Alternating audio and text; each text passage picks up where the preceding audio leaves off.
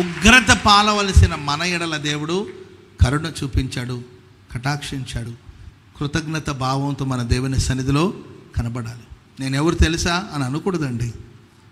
నేను అది ఇది మా మా మా ఆస్తి గురించి తెలుసా, మా కులం, ఇవన్నీ ఎవరికండి, ఎవరు కావాలండి? మా కులం ఏంటో తెలుసా? ఎవడు కావాలి నీ కులం? నాకున్న ఆస్తి ఎంత తెలుసా? ఎవడు కావాలి నీ ఆస్తి వివరాలు? మేమే కోటేశ్వరులం. స్తోత్రం చెప్పండి గట్టిగా. నేనే పెద్ద కోటేశ్వరుని.